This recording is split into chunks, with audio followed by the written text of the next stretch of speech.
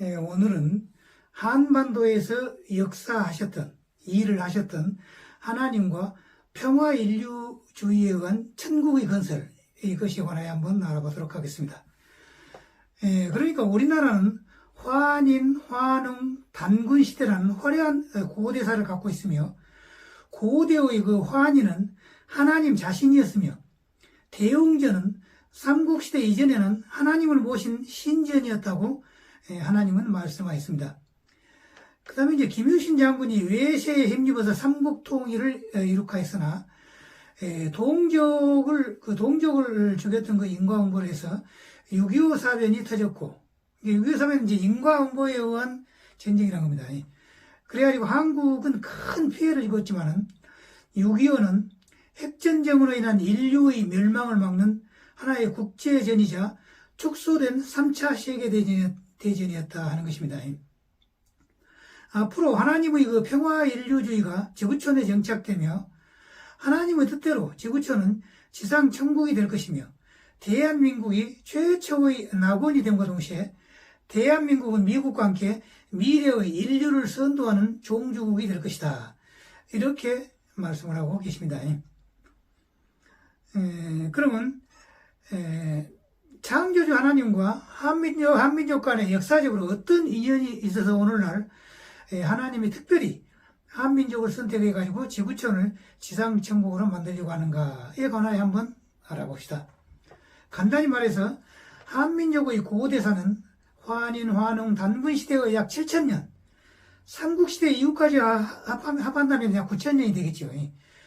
그래서 그 7,000년 또는 9,000년에 걸쳐서 화려하게 전개되었던 역사였는데, 일제시대에 한민족의 그 을을 죽이고 한민족의 그 정기를 말살하기 위하여 또한 하나님과 연관되어 있는 그 역사가 너무나 두려워가지고 약 20만 권에 달하는 고대 역사서를 모조리 불태워서 없애버렸다는 겁니다. 일제시대 때. 하나님은 그 김무근님에게 말씀하시기를 고대의 그 환인은 바로 자기 자신, 즉 하나님을 지칭하는 것이고, 환인, 환웅, 단군 시대는 그 하나님을 모시는 신전이 있다는 것으로서 그 신전이 오늘날 불교에서 석가모니님을 모시는 대웅전이었다 하는 겁니다. 대웅전. 원래는 이 대웅전이 하나님을 모시는 신전이었는데 불교가 이 땅에 들어오자 석가모니를 모시는 전당으로 바뀌어졌다 하는 것입니다. 그러니까 단군 시대는 환웅 천왕을 모셨다고 알려져 있습니다. 그러니까 대웅전은 환웅 시대에는 하나님을, 단군 시대에는 환웅 천웅을, 그리고 삼국시대 이후에는 석가모니 불을 모셨던 그런 신전이 바로 대웅전이라는 겁니다. 방금 그 단군 시대에는 환웅 천왕을 모시다랬는데, 그 환웅 시대 이전에 그 환인 시대에는 역시 그 하나님을 모셨다는 겁니다. 환웅 시대 때도 하나님을 모시고, 그 다음에 환인 시대 때도 역시 하나님을 모시고, 그 다음에 이제 단군 시대 때는 환웅을 모시고, 환웅님을 모시고, 그것이 바로 대웅전이었다는 것입니다. 그런데 한민족이 단군 시대까지 화려하게 대제국을 견지하고 고구려 시대에 들어와서도 당나라의 그 엄청난 공격을 받았지만 양만춘 장군의 그 안시성 사수로 인하여 한민족의 기상을 동북아에 크게 떨쳤다. 이렇게 말씀하고 계십니다. 또한 한민족의 기상이 고려시대 고란족이 이제 침입을 했을 때 강감찬 장군이 담대하게 막아냈고, 또 이시조선 때는 일본군의 침략에 맞서서 이순신 장군이 나라를 지켰다 하는 그런 예를 들면서 한민족의 위대성을 하나님은 강조를 하고 있습니다. 그런데 어찌하여 그런 한민족이 세월이 흐를수록 강토는 줄어들었고 국력은 약해졌는가? 이에 대해 하나님은 다음과 같이 설명을 하고 있습니다. 즉 통일신라 직전에 김유신 장군이 삼국을 통일하고자 외세인 당나라를 끌어들여가지고 고구려와 백제를 멸망시키고 같은 동족의 한 형제들을 그렇게 죽이면서 피를 흘리게 하는 일을 저질렀는데, 이는 하늘의 뜻인 사랑의 원리를 위배하였다는 겁니다. 위반하였다는 겁니다. 이에 따라서 인과응보의 원리에 따라서 6.25라는 그런 내전을 통하여 속죄를 하게 됐으며, 또한 당시에 민주주의와 공산주의가 첨예하게 대립하는 상황에서 원래 세계 3차 대전이 있게 될 예정이었는데, 이 6.25 사변이 그 3차 대전을 대신하여 한반도에서 치러짐에 따라서 지구촌 인류는 핵전쟁으로 인한 멸망에서 구원을 받게 됐다는 겁니다. 6.25 전쟁 당시 남한은 UN 소속 16개국으로부터 병력 지원과 기타 여러 가지 지원을 받아서 자유민주주의를 지키게 됐으므로 앞으로 한국은 세계의 모든 국가들에게 봉사를 하고 또 지원을 할 그런 의무가 있다 하는 것입니다. 또한 6.25 사변 이후 휴전선이 가을치자 모양으로 그어지게 되었는 바, 이는 우연이 아니고 하나님이 배후에서 역사를 해가지고 일을 해가지고 그렇게 되었으며, 이 휴전선의 모양이야말로 태극기의 태극 문양에서 볼 수 있는 가을치자와 같은 것이라는 겁니다.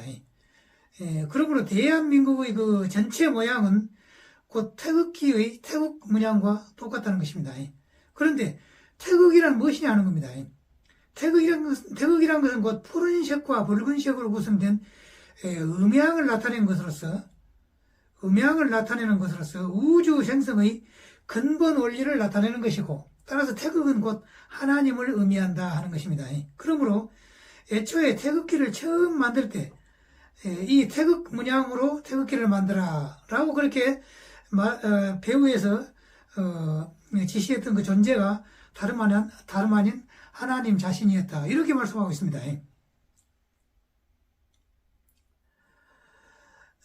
그리고 또 이제 원래 하나님이 하는 일이란 것은 그 지상의 인간들이 전혀 모르는 가운데 하기 때문에 이제야 이 사실을 밝힐 때가 되어서 밝힌다, 이렇게 말씀하고 계십니다. 놀라운 사실이죠. 또한 태극기에 그려져 있는 그 건개는 이제 그 색이 이렇게 그어진 건개가 있죠. 건개는 하늘을 의미하며, 색이 아니라 하나, 둘, 셋, 그렇게 긴 줄로 세개죠. 그 세개는 하늘을 의미하며 이는 하나님 자신을 뜻하는 것이다 하고, 또 고운개는 하나 둘 셋 고운개가 있죠. 고운개는 땅을 의미하며 이는 한국을 뜻하는 것이라, 이렇게 말하고 있습니다. 그리고 이제 이괴죠. 이괴는 불을 상징하는 것으로서 이는 태양을 의미하며, 또한 감괴는 물을 상징하고 이는 달을 의미하는 것이다, 이렇게 말씀하고 있습니다. 즉 이괴가 태극기에 들어가 있는 것은 장차 대한민국이 밝은 빛의 나라가 될 것이다 하는 의미며, 또 감개가 들어있는 것은 장차 대한민국이 아름다운 금수강산으로 변할 것이다, 이렇게 말씀하고 있다 하는 것입니다. 사실 애국가 속에 무궁화 삼천리 화려강산이라는 문구가 들어가 있는 것도 이 사실을 말해주고 있다고 할 수 있습니다. 즉 무궁화는 꽃잎이 5개죠. 5개이기 때문에 이는 음양오행에 있어서 오형을 의미한다 하는 겁니다. 무궁화가. 그래가지고 무궁화를 국가의 꽃으로 그렇게 지정을 했던 그 배후에 하나님의 뜻이 들어가 있다는 겁니다. 즉 대한민국은 음양오형의 나라라 하는 것인 바, 이는 곧 한국이 하나님의 나라라 하는 것을 의미하는 것이다 하는 겁니다. 태극기가 그려질 당시에 하나님이 보이지 않는 배후에서 이처럼 역사하였다는 것은 굉장히 놀라운 그런 사실이죠. 그 다음에 하나님께서는 이어서 말씀하시기를 애국가에 하나님이 보호하사, 정확하게는 하느님이 보호하사, 그렇게 되어 있죠. 하느님이 보호하사라는 문구에 이 하느님이 들어가 있는 그 사실도 실은 애국가가 만들어질 때 배후에서 역사해가지고, 즉 하나님이 그 작용을 해가지고 이 문구가 들어가게 됐다라고 말씀하고 있으며, 따라서 대한민국의 애국가는 사실상 하나님을 찬양하는 찬송가라는 겁니다. 찬송가. 그리하여 애국가 속에 있는 무궁화 삼천리 화려강산의 그 문구는 사실 매우 의미심장한 문구로서 대한민국 그 전 국토가 미래에 지구촌의 중심국가가 됨으로써 화려한 모양과 아름다운 강산으로 바꾸어진다 하는 것입니다. 이처럼 한국은 앞으로 하나님이 직접 통치하는 국가가 됨에 따라서 다시는 전쟁과 이산의 고통, 그리고 눈물과 통곡이 없는 지구촌 전체가 지상천국이 됨에 따라서 그 전형을, 그 모범을 우선 한반도에서 실현하고, 이에 따라서 서서히 지구촌 전체를 지상 나고도로 바꾸는 그런 작업을 진행할 것이다. 이렇게 말씀하고 계십니다. 그럼 앞으로 한반도에서 어떤 일을 진행하여 지구촌의 지상 낙원 건설이라는 지구촌의 모든 종교에서 말하고 있는 그런 이상사회를 만들 것인가 하는 것입니다. 하나님은 다음과 같이 김무근님에게 말씀하고 있습니다. 우선 하나님이 말씀하신 책 한민족의 비밀과 사명의 내용을 우리나라뿐만 아니라 세계 모든 나라 사람들이 읽고서 그 내용을 알 수 있게 하는 일이 시급하다 하는 것입니다. 물론 이 책을 읽고서 그 책 내용을 긍정하는 사람도 있는가 하면은 말도 안 된다 하고 그렇게 황당무계하다 하면서 그렇게 말하는 사람도 이제 있겠죠. 그러나 여하튼 이 책이 전 세계 사람들이 일단 읽을 수 있도록 모든 나라에서 출판되는 일이 최우선적으로 이루어져야 한다 하는 것입니다. 그래서 제가 이제 이 책을 영어로 번역을 해가지고 지금 그 번역을 끝마치고 이제 그 처음부터 다시 한번 검토를 하는 과정에 지금 있습니다. 다음에 하나님께서는 한국의 7사람 그리고 한국 밖의 외국의 5사람의 그 기둥이 될 만한 그런 영적으로 뛰어난 사람들을 앞으로 다가올 시대의 새로운 지도자들로 내세울 것이다. 이렇게 말씀하고 계시는데요. 이때 한민족의 비밀과 사명에서 하나님이 설법한 그 내용을 바탕으로 하나님이 가장 강조한 세계 통일 사상에 근거를 한 그러한 평화인류주의, 하나님이 내세우는 그 이데올로기를 한마디로 말해라. 그러면은 평화인류주의, 모든 세계 인류들이 사람들이 지구촌 사람들이 평화롭게 살아야 한다 하는 평화인류주의에 관한 철학적인 내용 정립이 이루어져야 한다는 겁니다. 이제 하나님은 평화롭게 살아야 한다는 것만 말씀하시고 그 내용을 이제 그 철학적으로 정립을 해 나가야 한다면 앞으로.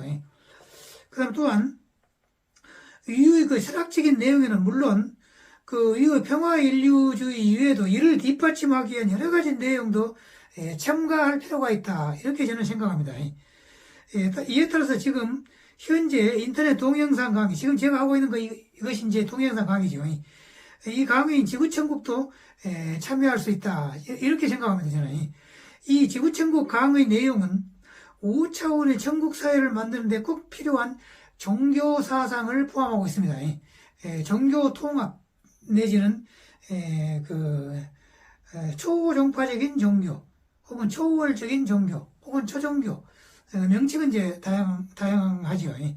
그 내용은 첫째, 제가 이제 이야기하고 있는 그 내용은 첫째, 인간의 육체와 영혼과의 관계. 옛날에 제가 다 말씀드렸죠. 인간이 죽고 난 후에 가게 되는 4차원과 5차원의 그 천국과 지옥. 아니, 4차원의 천국과 지옥. 5차원은 다릅니다. 그 다음에 5차원 이상의 세계. 6차원, 7차원, 8차원, 12차원까지 따랐죠. 그 다음에 유물의 전생. 그 다음 하나님의 개념. 그 다음 초자연 현상. 슈퍼내추럴 피노미나, 초자연 현상, 그 다음에 지저세계에 관한 내용, 그 다음에 UFO에 관한 내용, 그 다음에 우주론, 인간의 삶의 목적 등등 인류 역사 6,7년 동안 그 자세한 실체가 지금까지 드러나지 않았던 그런 우주적 차원의 참된 진리에 관한 자세한 내용이 모두 다 들어가 있다. 이렇게 말씀드릴 수가 있습니다. 그러므로 이 지구천국이야말로 위의 그 하나님의 평화인류주의에 꼭 덧붙여야 할 필요한 내용이다. 저는 그렇게 생각하고 있습니다. 그 다음에 이제 창조주 하나님은 여기서 이 철학적인 기초를 세우는 데 있어서 가장 중요한 점은 바로 이 철학의 그 바탕이 되는 그러한 사랑을 가장 강조를 하고 있습니다. 하나님은. 그러므로 우리나라 사람들은 모든 이웃들을 사랑하고 또 모든 나라 사람들을 세계 모든 나라의 사람들을 우리나라 사람들과 똑같이 앞으로 사랑해야 한다 하는 것입니다.